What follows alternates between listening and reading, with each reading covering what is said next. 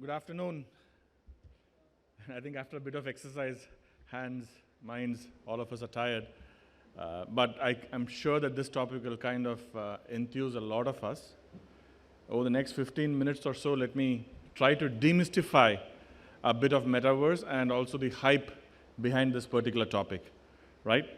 And currently, all of us would have seen what ChatGPT has done to the world of search, how technology is growing by leaps and bounds. And there was also an article this morning where somebody said remote code interviews is going to be a thing of the past, because half the questions that you ask in a tough remote code writing interview, the candidates can put on ChatGPT and then throw you an answer in 30 seconds. So you really do not need a Google to search for the right thing. You just verbatim type the questions into ChatGPT and the code is thrown out. Now, again, like ChatGPT, Goblin mode was the word of the year for 2022. And do you know what was the runner-up word? Metaverse. Thank you. So again, a lot of hype behind this. We are seeing so many companies investing in it. We are also seeing companies renaming them to this particular, Facebook has become Meta. Microsoft is launching Teams on Metaverse. We are seeing Reliance Jio getting into making much strides into this, significant money being poured into this particular technology. But at the end of the day, this is nothing new, isn't it? So all these technologies existed in the past. So you had, AR, VR, you had avatars, you had Second Life or some of the games that existed in the past. But what is so new that now Metaverse has become something important, right? And I attribute to the 5 things that you see at the bottom. 1, 5G connectivity, which is allowing people to really, connect at high speed, low latency, high capacity. Then you have the price of sensors coming down, the wearables market really growing, and their price coming down.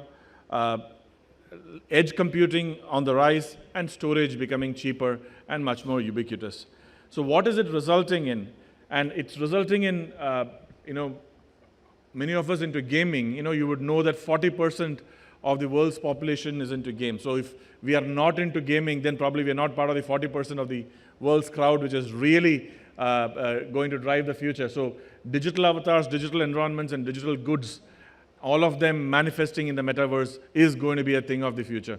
But now what exactly is driving is the middle layer, and we call it the infrastructure layer of metaverse, which is, we have the blockchain, we have the environment creation and search, virtualizations, game engine, and AR, VR applications.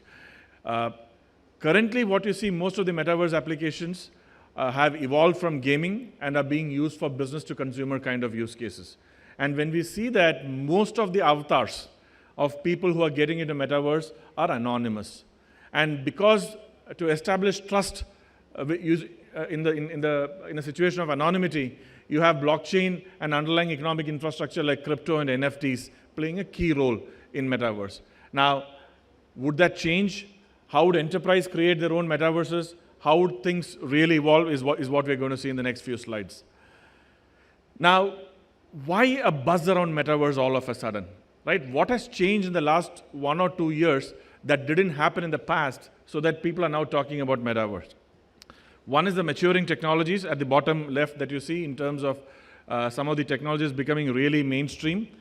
The second is the behavioral shift, right? Post-COVID, remote working, without being physically present, getting things done, all of them are becoming a norm rather than I'm fighting for the right word, but are really becoming the norm.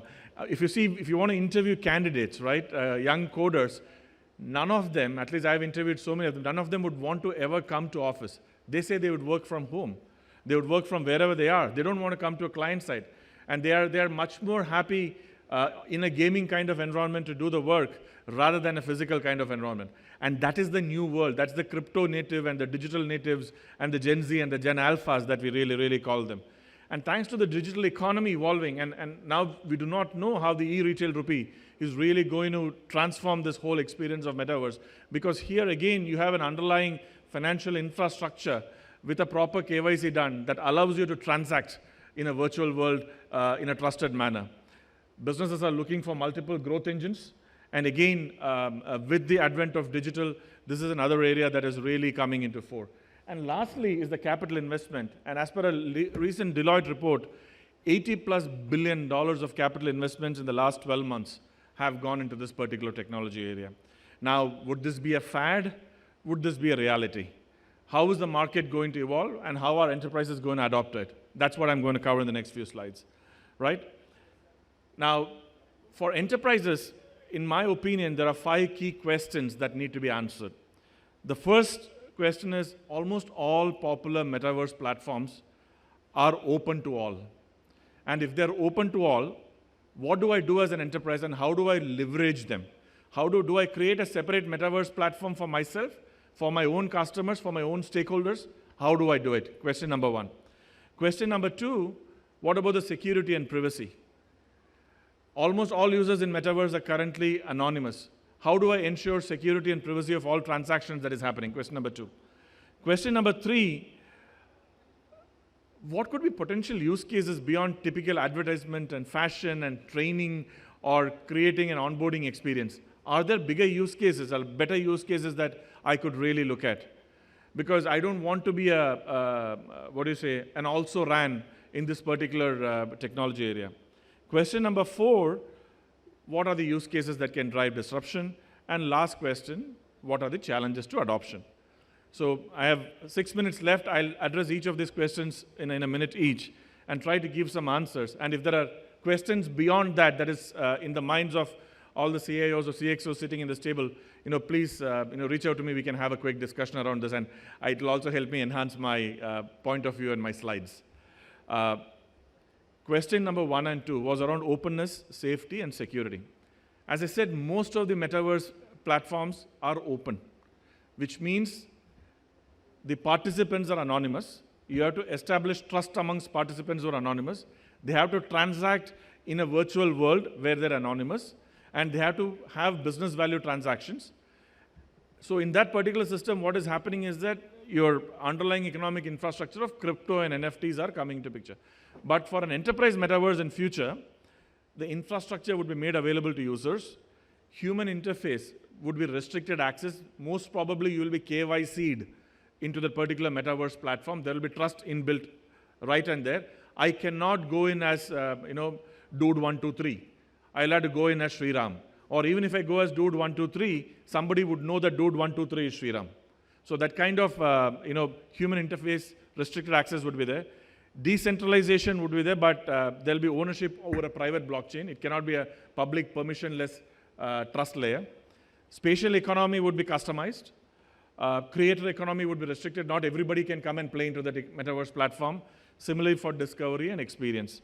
So a private metaverse platform is what enterprises would drive to cater to their specific constituents. That's question number 1 and 2.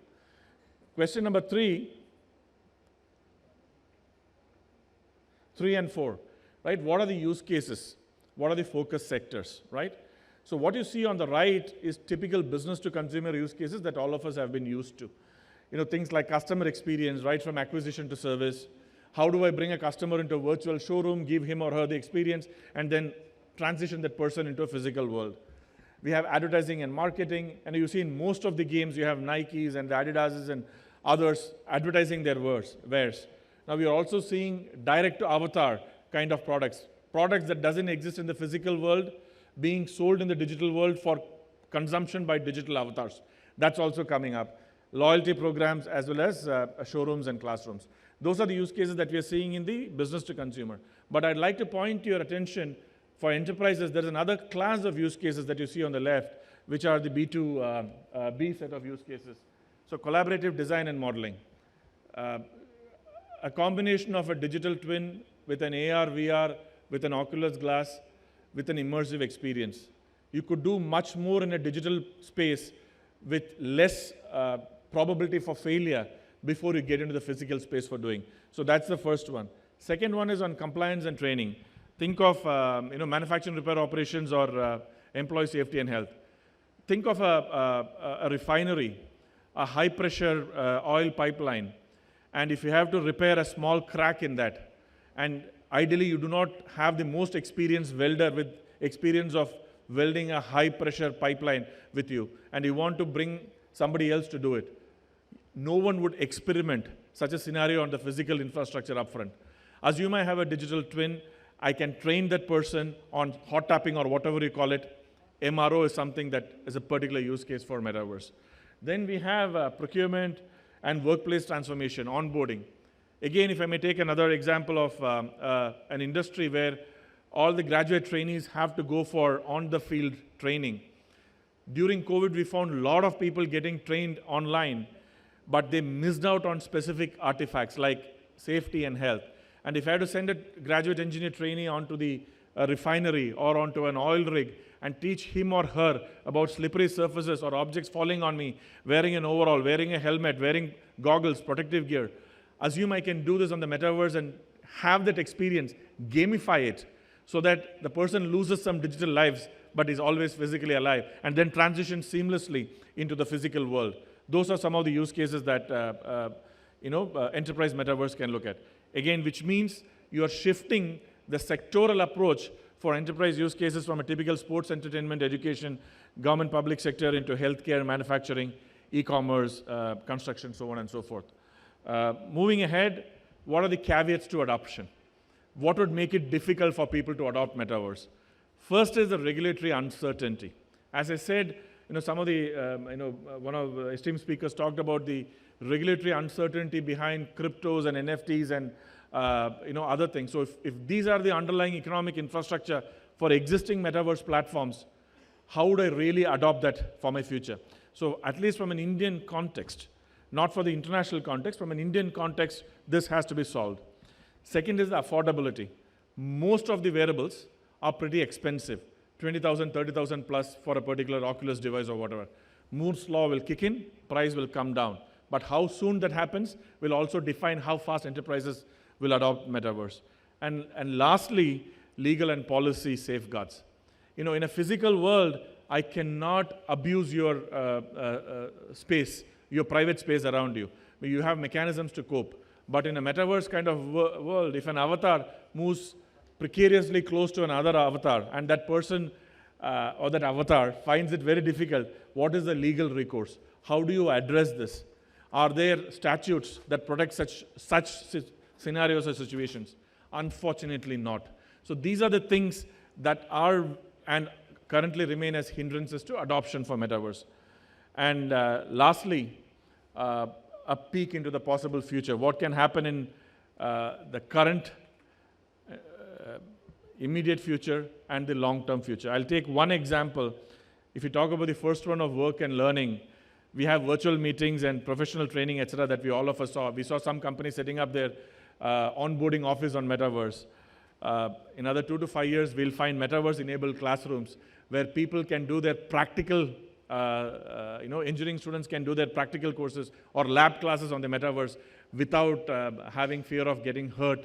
All of us who really got worried about, fitting and smithy and welding and all of that, potentially there are applications in Metaverse in the future. And lastly, there will be Metaverse native and dependent companies where for digital avatars, there are digital goods that will be sold in a phygital domain and will never exist in the physical domain. That also we are seeing happening. So, ladies and gentlemen, in summary, what I've tried to cover is Metaverse is here and now. Most of that, what we're seeing now is on business to consumer and on a public Metaverse. For enterprises to really adopt, we would see a transition towards a private Metaverse with much more